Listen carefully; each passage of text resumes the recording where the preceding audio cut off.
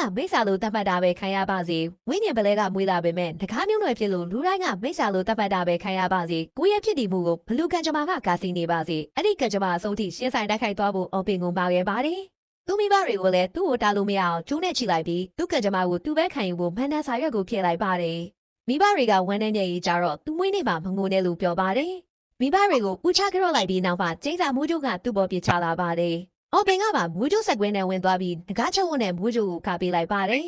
ရှက်ကုန်းပေါင်ကတော့ရှုပ်ထွေးလာတဲ့ပြဿနာတွေကလုံအောင်ခပ်ပြေးသွားပါတယ်ကျင်းသားကိုဘာကမှမဟန်တားနိုင်ပေမဲ့သူတို့နှစ်အောင်ဆက်တွဲလိုက်တဲ့အချိန်မှာမိစ္ဆာပလဲနဲ့ဝိညာဉ်ပလဲတို့ရဲ့အစာမူလပလဲရဲ့ဂုံတက်တီကပြေဆုံးသွားပါတယ်မူလပလဲကစွမ်းရည်မှန်သမျှကိုစုပ်ယူနိုင်စွမ်းရှိတာကြောင့်မိုးကျိုးတွေကိုလည်းစုပ်ယူပြပါတယ်ဒါပေမဲ့အဲ့ဒီစွမ်းရည်တွေကြောင့်ပဲတည်တော့မဲ့အချိန်မှာထိုက်ရီကပါဝင်ကူညီပေးလိုက်ပါတယ်မိကြားနဲ့အော်ပင်တို့ရဲ့ခန္ဓာကိုယ်တွေကပျက်စီးသွားပေမဲ့ဝိညာဉ်တွေကတော့အသက်ရှင်ခွင့်ရသွားပါတယ်